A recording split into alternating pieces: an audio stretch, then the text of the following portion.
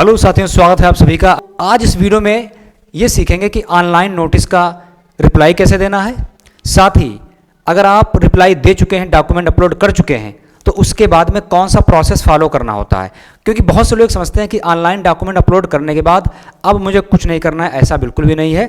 आपको हियरिंग में जाना है, इस तरह से अटेंडेंस शीट मिलती है, उस पर आपको साइन करना है, फोटो अपलोड करना है। साथ ही एक ऑनलाइन नोटिस यहाँ पर भर के दिखाएंगे और उसके बाद में बीएलओ ऐप में क्या क्या ऑप्शन है। ठीक है, अगर आप एक मतदाता हैं तब भी आपके लिए वीडियो फायदेमंद होगा, और अगर आप एक बीएलओ हैं तो भी शायद आपको कुछ हेल्प मिल जाएगी। तो चलिए साथियों शुरू करते हैं।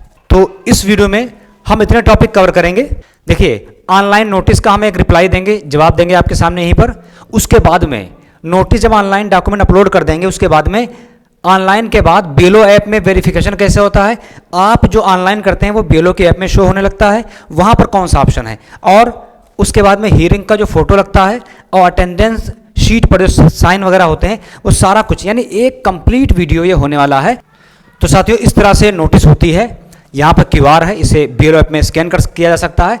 साथ ही ये डिटेल होती है। ठीक है, दिक्कत ये है, यहाँ पर जो नोटिस आपको प्राप्त होती है उसमें ये यहाँ पर लिखा होता है क्यों नोटिस प्राप्त हुई। ठीक है, जिसे लिखा हुआ है आपको उस व्यक्ति के पुत्री के रूप में जोड़ा गया है, जिसे 6 अन्य लोग भी पिता के रूप में दावा करते हैं। ठीक है, एक ये डिस्क्रिपेंसी है। ठीक है, इसके साथ ही अब आपको नोटिस के लिए यहाँ पर स्थान छोड़ा गया है। अब आपको सुनवाई बीएलओ ही करेगा। ठीक है, तो इसके नीचे एक ये पेज होता है।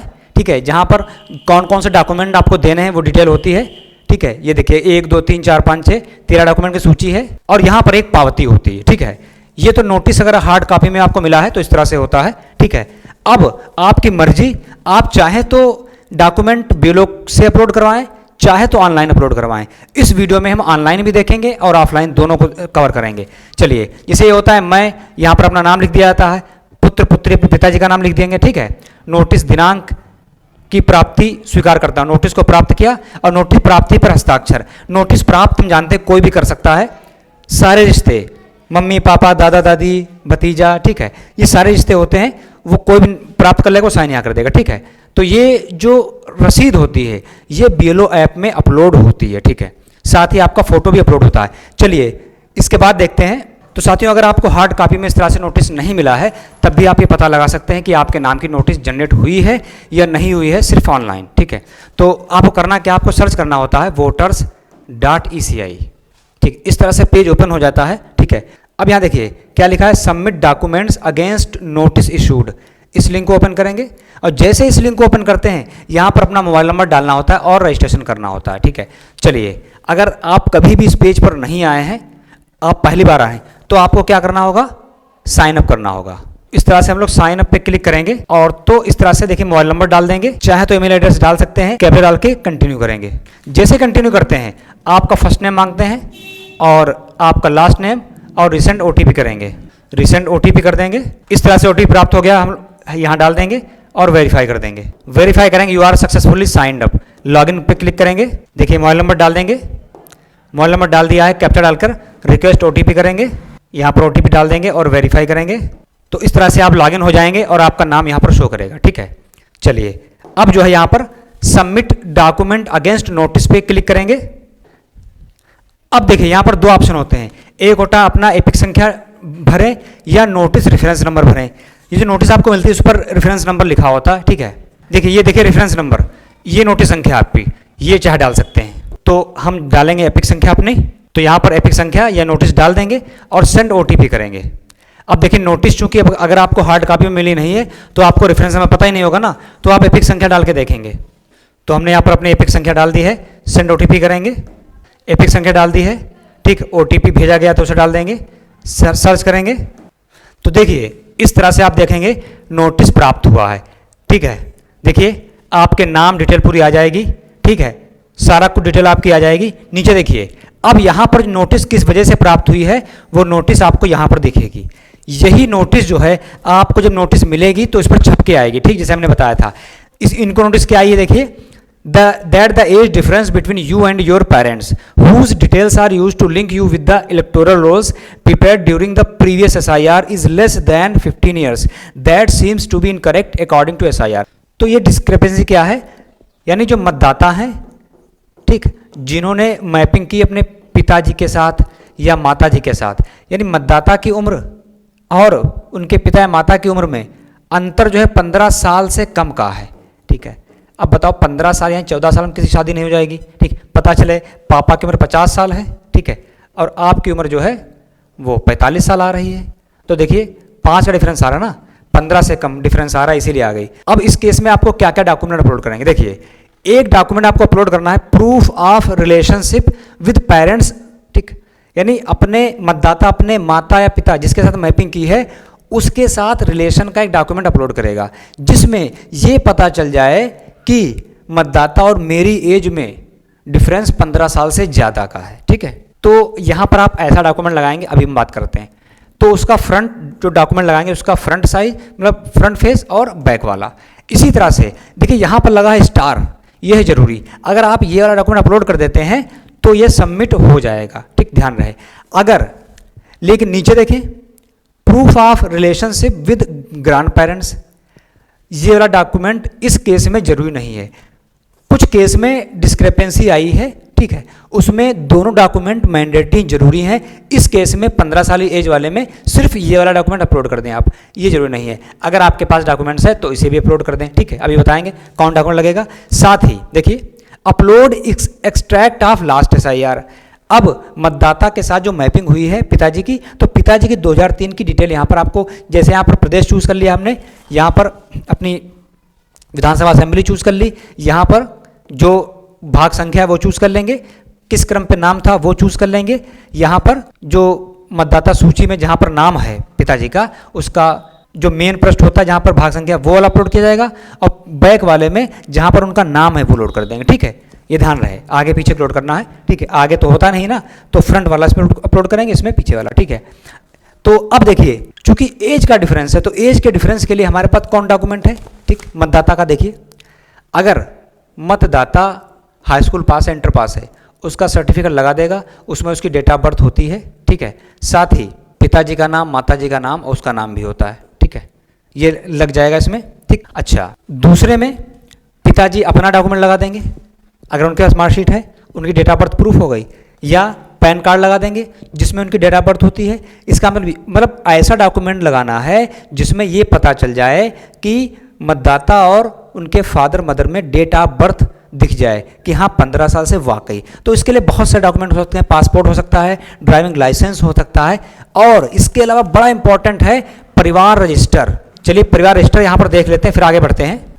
जरा साथियों इस डॉक्यूमेंट को अगर आप देखेंगे, यहाँ पर मुखिया का नाम हो गया, सारे सदस्य हो जाते हैं, यहाँ पर पिताजी हो गए, मम्मी हो गई, जितने बच्चे वो हो गए, ठीक। यहाँ पर आप देखें सबकी डेट ऑफ बर्थ लिखी होती है, देखिए यहाँ पर कहाँ पर गया, ये देखिए सबकी डेट ऑफ बर्थ लिखी है, तो यहाँ पर आपके पिताजी की डेट ऑफ बर्थ लिखी होगी, आपका नाम होगा, यहाँ डेट ऑफ बर्थ होगी, तो पता चल जाएगा 15 साल से ऊपर हैं। तो ये डॉक्यूमेंट अकेले पर्याप्त है, ठीक है, जहाँ पर दोनों की डेट ऑफ बर्थ भी होती है, तो बाकी अगर ये हो सके तो इसे निकलवा लें, बेहतर रहेगा। चलिए ये काम करने के बाद यहाँ पर टिक लगा देंगे और ई साइन सबमिट करेंगे। ई साइन सबमिट क्या होता है? ई साइन सबमिट होता है कि आपके आधार की डिटेल मांगी जाएगी और आधार से आपका ऑथेंटिफिकेशन कर दिया जाएगा, ठीक है, क्योंकि बायोमेट्रिक वगैरह होता है ना उसमें, इसीलिए। अब देखिए इस तरह से पेज आ गया, यहाँ पर आधार नंबर डाल दिया और गेट OTP करेंगे, ठीक है। अब देखिए OTP किस नंबर पर प्राप्त होगा आपको? जो आपके आधार पे लगा है, और साथ ही यहाँ पर आपको दिखेगा भी जो मोबाइल नंबर लगा हुआ है उसके लास्ट के 4 डिजिट यहाँ दिखेंगे, इससे पता चल जाएगा कि इस पे OTP गया है। चलिए यहाँ पर OTP डाल के हम लोग टिक लगा देंगे और सबमिट कर देंगे। जैसे आप सबमिट करते हैं देखिए क्या लिख के आ गया, your application has been submitted successfully and generated reference number. ये रेफरेंस नंबर आ गया है, इससे हम ट्रैक कर लेंगे कि हमारी एप्लीकेशन यानी नोटिस के डॉक्यूमेंट्स सक्सेसफुली अपलोड हो गए या नहीं, इसे नोट डाउन कर लें, ठीक है। इस तरह से देखिए आ गया। अब यहाँ पर हम लोग एपिक संख्या देख लेंगे डालकर, ठीक है, कि हमारी नोटिस सबमिट हुई है या नहीं। तो यहाँ पर हमने जो है अपनी वोटर ID संख्या डाल दी है और सेंड OTP करेंगे। OTP प्राप्त हो गया है, सर्च कर देंगे। इस तरह आप देखेंगे नीचे इस तरह से आ जाएगा, डॉक्यूमेंट्स ऑलरेडी बीन अपलोडेड, ठीक है। तो अब साथियों डॉक्यूमेंट अपलोड कर दिया है ऑनलाइन हमने। अब ये डॉक्यूमेंट्स, ये जो रिक्वेस्ट है ये जो है BLO ऐप पर पहुंच जाएगी, ठीक है। तो चलिए अब हम BLO ऐप पर चलेंगे और वहां पर देखेंगे आपके द्वारा डॉक्यूमेंट अपलोड की गई जो नोटिस है वो किस तरह दिखती है और अब आपको आगे क्या करना है। आपने नोटिस का रिप्लाई दे दिया। अब आप देखिए documents uploaded by citizen against notice, इस वाले ऑप्शन में जो भी ऑनलाइन नोटिस का जवाब देंगे, डॉक्यूमेंट अपलोड करते हैं, वो यहाँ पर शो करता है कौन कौन से। तो हम इस पर क्लिक करेंगे। अब हमने ऑनलाइन रिप्लाई दे दिया है, ठीक है। अब ये रिक्वेस्ट जो है डॉक्यूमेंट अपलोड होने की, ये बीएलओ की ऐप में शो होने लगती है। बीएलओ लोग ये जान जाते हैं कि कितने लोगों ने हमें ऑनलाइन डॉक्यूमेंट अपलोड किए हैं। देखिए यहाँ से देखेंगे upload document uploaded by citizen against notice. जब हम इस पर क्लिक करेंगे तो देखिए क्या लिख के आ रहा है, document uploaded by citizen against notice. यहाँ पर इतने लोग अपलोड कर रहे हैं। देखिए इलेक्टर्स नेम है, एपिक नंबर, पार्ट संख्या। व्यू डिटेल पर क्लिक करेंगे तो वो डॉक्यूमेंट्स दिख जाएंगे जो जो अपलोड किए गए हैं। तो इस तरह से बीएलओ जो है चेक कर लेंगे वाकई डॉक्यूमेंट सही लगाए गए गलत, ठीक है। ऑनलाइन डॉक्यूमेंट अपलोड करने के बाद आपको हियरिंग के लिए जाना पड़ता है और upload hearing photo and attendance करनी पड़ती है। ये क्या है, जैसे आपने क्लिक किया आप देखेंगे यहाँ पर दो तरीके के लोग इसमें दिखेंगे आपको। एक दिखेगा नो मैपिंग वाला, देखिए नो मैपिंग। एक दिखेगा आपको पिंक से डिस्क्रेपेंसीज इन मैपिंग, ठीक है। अब आप समझ गए कि हियरिंग फोटो और साइन दोनों का अपलोड करना है। नोटिस देखिए नो मैपिंग को भी जारी हुई है और डिस्क्रेपेंसी वालों को भी जारी हुई है। तो अपलोड डॉक्यूमेंट पे क्लिक करेंगे। अब देखिए यहाँ पर दो तरह के डॉक्यूमेंट अपलोड करने हैं, वो कौन कौन से उसे देख लेते हैं। देखिए upload group photo for hearing, यानी बीएलओ के साथ मतदाता जिसको नोटिस आई है वो जो है अपना फोटो खिंचा जाएगा नोटिस सुनवाई होते हुए, ठीक। यहाँ पर एक इसी तरह upload attendance sheet for hearing, ये क्या चीज़ है, ये कौन सी अटेंडेंस शीट है कि हमें यहाँ अपलोड करनी है। चलिए दिखाते हैं, उसके बाद हम लोग यहाँ पर सबमिट कर देंगे। तो इस तरह से ये जो है प्रोसेस कंप्लीट हो जाएगा। चलिए अटेंडेंस शीट देखते हैं। जिनको डिस्क्रेपेंसीज में नोटिस जारी हुई है वो इस तरह से बीएलओ के पास ये लिस्ट होती है अपनी, जैसे यहाँ पर भाग संख्या लिख दिया आपने, आपका क्रमांक हो गया, मतदाता का नाम हो गया, उनके पिता या पति का नाम जो भी है, मोबाइल नंबर और मतदाता के यहाँ पर हस्ताक्षर हो गए। ये वाला उसमें अपलोड हो जाएगा जो अभी फोटो दिखाया था मैंने, ठीक। अच्छा, जिनको नो मैपिंग में नोटिस जारी हुई है उनके लिए ये है लिस्ट। देखिए क्या लिखा है, नो मैपिंग नोटिस सुनवाई रजिस्टर, वही सेम है। मध्य स्थल का नाम, इसमें कुछ कॉलम्स अलग हैं, मतदाता क्रमांक, मतदाता का नाम, पिता का नाम, सुनवाई तिथि, ठीक। सुनवाई तिथि है वो डेट पड़ जाएगी। साक्ष्य क्या, साक्ष्य प्रस्तुत किया अथवा नहीं, ठीक। अगर साक्ष्य नहीं प्रस्तुत किया तो अगली सुनवाई की डेट बीएलओ यहाँ पर लिख देंगे और यहाँ साइन करा लेंगे, तो ये अपलोड हो जाएगा, है ना। ये देखिए अपलोड अटेंडेंस, तो यहाँ पर जिस तरह का मतदाता होगा नो मैपिंग वाला तो नो मैपिंग शीट पर हस्ताक्षर कर अपलोड कर देंगे, डिस्क्रेपेंसी तो ये कर लेंगे, ठीक है। और एक बात बताना चाहेंगे लास्ट में कि जिनके डॉक्यूमेंट अपलोड हो जाते हैं, देखिए उनका इस तरह से आ जाता है डिस्क्रेपेंसी। देखिए अभी इनके डॉक्यूमेंट अपलोड नहीं है, डिस्क्रेपेंसी इनको आई है, तो देखिए ये इनका कलर जो है ब्लू है ना। और देखिए इस पे लिख के भी आ रहा है व्यू लॉजिकल डिस्क्रेपेंसी और व्यू डिटेल, इनके डॉक्यूमेंट अपलोड नहीं है, इसके उसके अपलोड हो गए हैं। देखिए व्यू डिटेल आ रहा है, ये वाला ऑप्शन यहाँ से क्या हुआ, गायब हो गया, इसमें भी है।